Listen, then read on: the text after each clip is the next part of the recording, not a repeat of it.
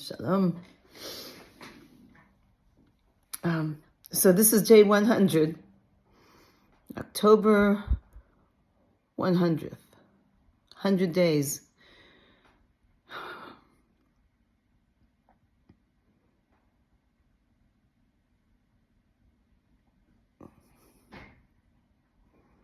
I don't know what to say. I honestly have no words.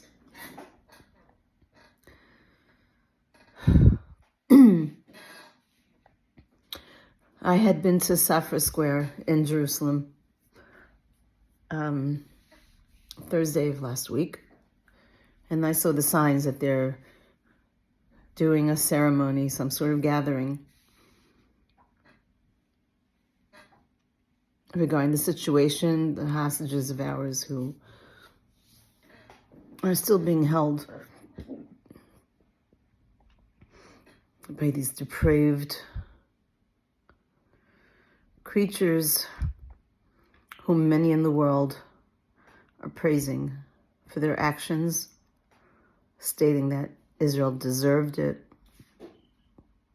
We asked for it.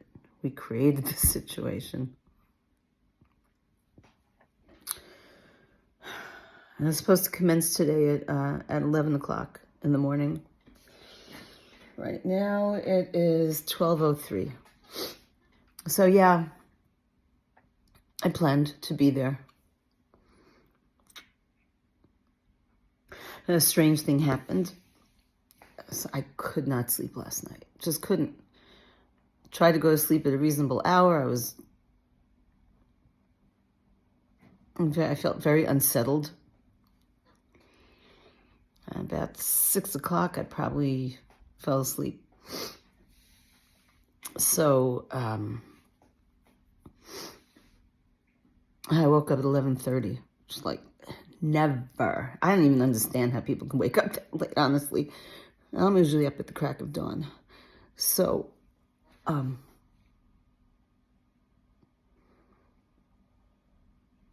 don't know how long the ceremony is going to last, and until I get my act together and actually get over there, it'll probably be over. So I have to believe that for some reason, I was not meant to be there today to document, to stand in solidarity with the families. It's really strange.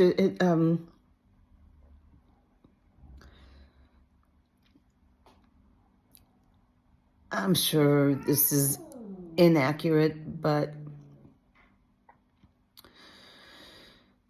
it feels to me like we in Israel are in this alone. It's like we really kind of have no place to turn. I know that's not entirely true. I know that obviously Jewish folks and peace-loving people in this world hear us and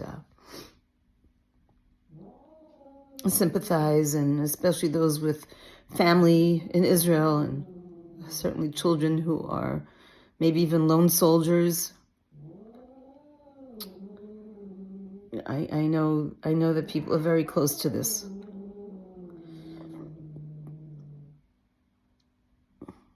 But it still feels like we're alone. No, this is not a happy weekend for any of us. Even after this thing is over, I don't know that we can. I don't know how we can find happiness. I don't know how we can get past what happened here and what is happening here now.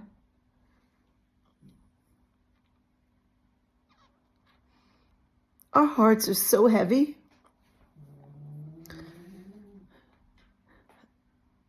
It's like our hearts are weighing us down. That's how heavy they are.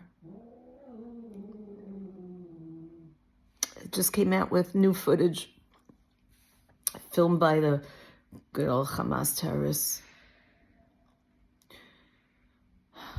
as they were infiltrating the border into Israel, the gates, the kibbutzim,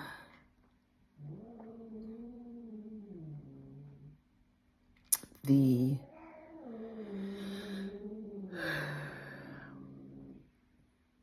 neighborhoods where people lived.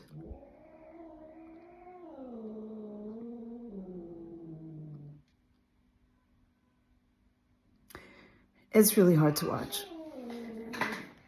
It's hard to watch as an outsider. Kal v'chomer, which is a term that means let alone. I mean, like, all the more so for those who are close to this whole thing. I can't imagine. I don't understand how any of these family members are handling this. I know that they are finding strength in numbers. But at the end of the day, they go home and their loved one is gone.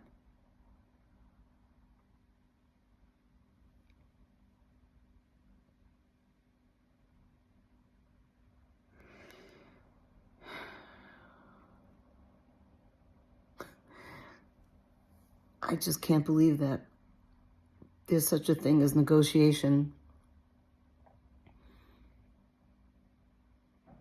with the terror organization. I don't get that. We're trying everything. Supposedly the IDF knows where Yahya, stupid ass name, Sinwar is located. He's the mastermind, apparently, of this whole thing.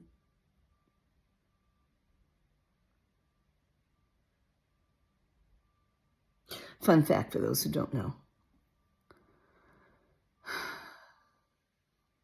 Sinwar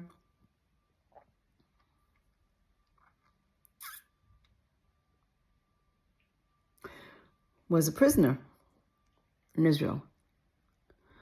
He and the second in command that they got 2 weeks ago in Beirut were released, were among many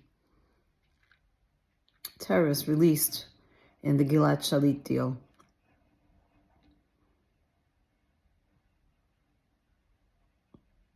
He also had brain cancer, Sinwar. You know who rehabilitated him? Yep. Horrific folks in Israeli hospitals. Terrible, terrible people that we are. We rehabilitated him and cured him of cancer. We saved his life. This piece of shit. We saved his life. Oh, in the name of peace, isn't that nice? So in the name of peace, what did he do? He decided to show us how much he appreciates our efforts, our successful efforts in saving his life. And he decided to kill as many people as he could. And to do this whole operation. And that's a way of saying, thank you so much for saving my life. Now I can try and succeed in killing you guys.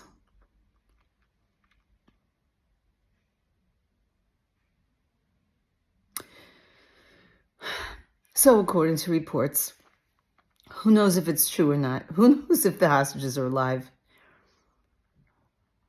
or not? So they found him.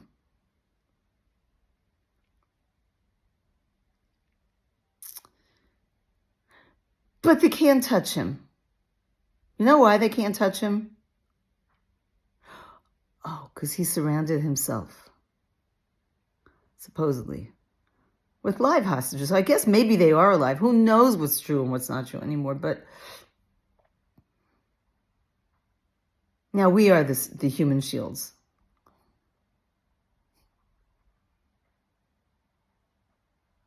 It just doesn't end. It just keeps on going and going and going. It's just like the gift that keeps on giving. This, for lack of a better word, lunacy Yeah, and then we are on trial at The Hague. I mean, come on. So, I mean, it's pretty clear that, all these Arab countries, they're in on this, and it almost seems like it was premeditated, because it's just, come on, really. How do you bring Israel to trial and not genocide? Come on. There's so much wrong about that. And you're not holding the terrorists who did this. You're not holding them accountable. You're not saying that this is genocide. I mean, this is what they say. They say they want to get rid of all Jews. We don't say we want to get rid of all of Arabs and terrorists. I'm so sorry. But yeah, we do want to get the hell rid of them. And all of their family members. Sorry. And we kill Sinwar, or we kill that other piece of shit. That second in command who lived like a freaking god and has luxurious homes all over the place.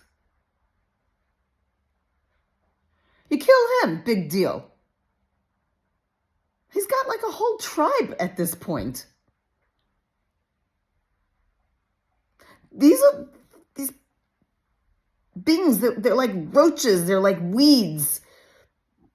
You kill one and 1,000 more show up. Yeah, I'm ranting, I'm raving. Tune out if you want to. I don't care. I honestly don't know how to deal with this. And I'm nothing. I'm a little, yeah. Friends of mine who have children in the IDF.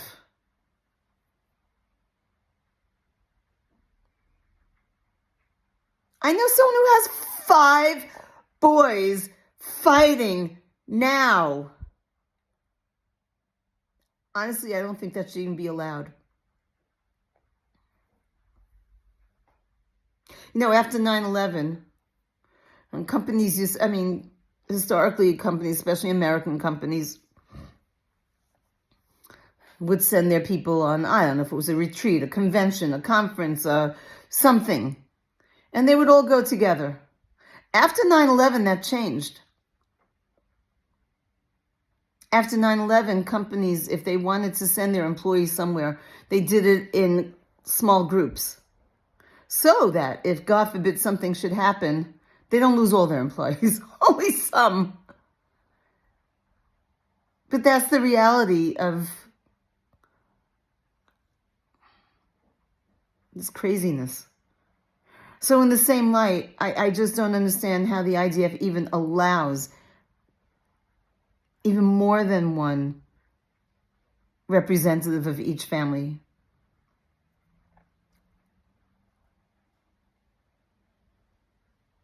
to put their lives in danger like this.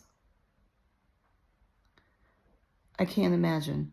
And I know that so many of these boys, because we're such an amazing people and we all stand for one another and we hurt for one another.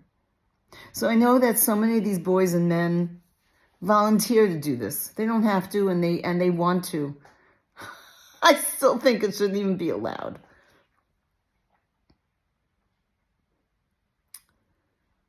But anyway, it's day 100.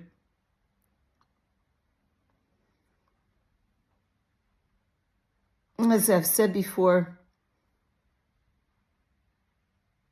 every single peace-loving person in this country is hurting right now.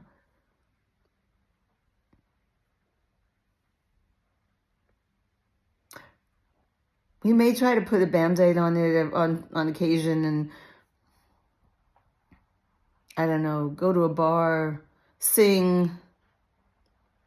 We hold on to everything we can. Sometimes I listen to the radio, and more than before, there are songs of unity, hope, prayer. It's built into the fabric of every single Israeli and resident. peace-loving. We're wired that way. We're wired to care about one another.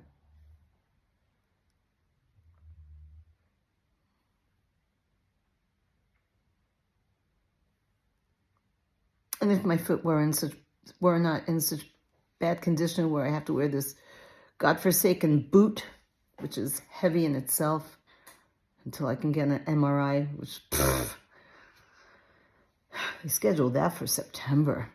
Imagine. I would be at the orchard helping people who need it. I would be at all these events. Because I think so many of us who would like to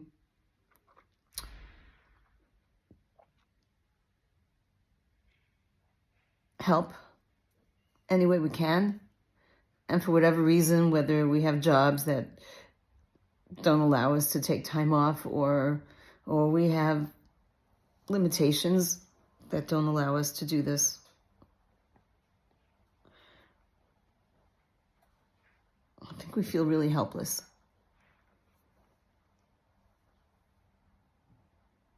And it's painful. I just, over 3 months. 100 days. With no promise of an end in sight anytime soon. To think of this going on through 2024, it's January now. A freaking whole year of this.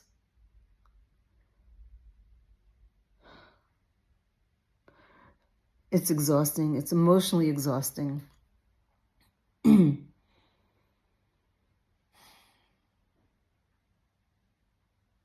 It's draining. Can't sleep at night. So many are jobless because of the situation. I know I am.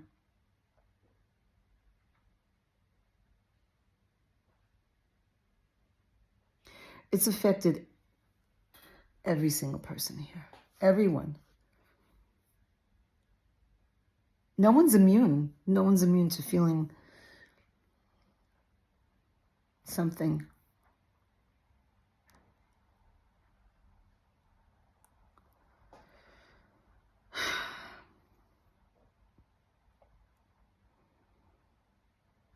So on this 100th day of October,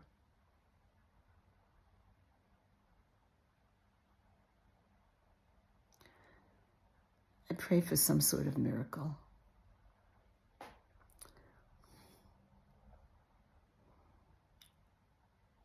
With the belief that God is in charge and has his reasons, which we really cannot understand at all.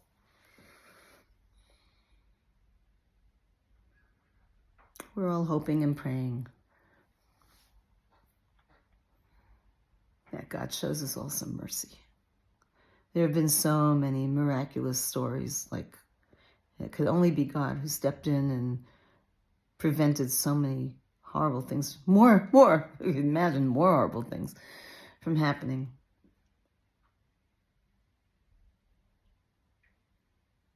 But at the end of the day, we need to see a bit more intervention, more divine intervention, because we can't take this anymore. I can't imagine everybody who's being held captive into horrible conditions, like cruel, depraved, awful beings, their family members. And while I wish that I was able to have been in town today in Safra Square for this, the fact that I woke up so late, which really never, ever, ever happens. I could have 1 hour of sleep and I'm still up. I have to believe that I just, for some reason, was not meant to be there.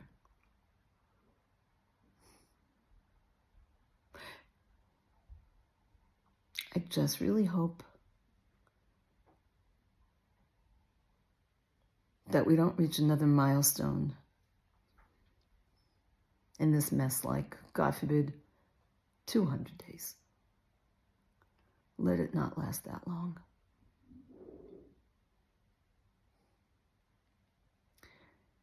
Let these families have the closure they deserve. Let these hostages really be alive and get the assistance that they need.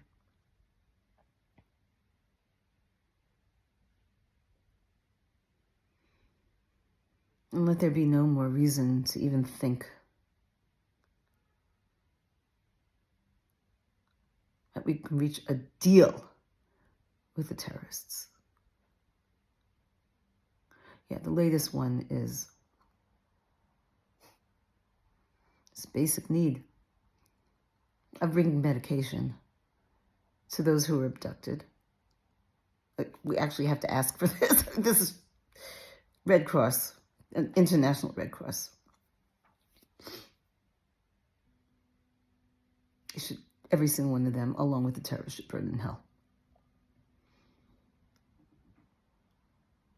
So the deal is, apparently,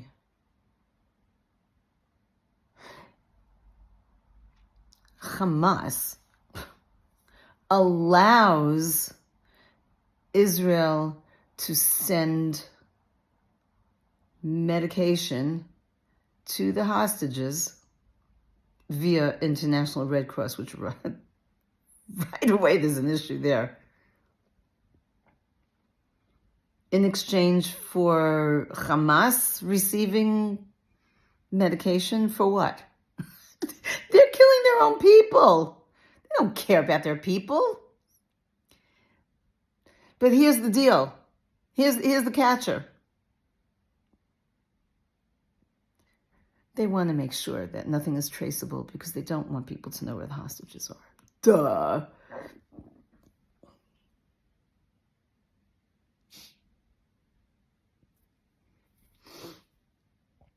And you know the really cool thing about this? If the Red Cross even goes to them and even actually delivers anything to them, they won't tell us where these people are. So many evil people out there, so many evil beings. Who knows? Like I said, I have to believe that they're alive, but we don't know for sure. We don't know if there's even a reason to have medication.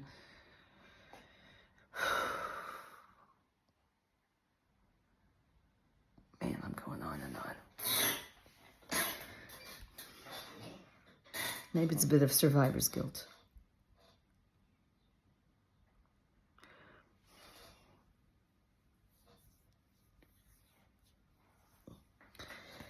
It's, what is it? What time is it? It's 1:25 and I am exhausted. It's just today alone.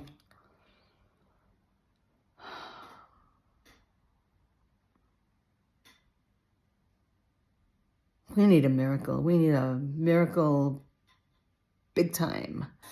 Immediately. God, please hear us. World, please hear us. Let us know that we're not alone, because we really feel that we are at this particular moment.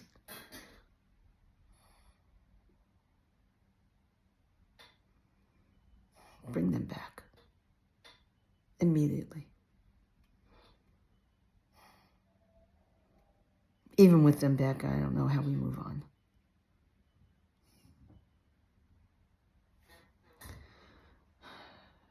Peace out. Shulamit.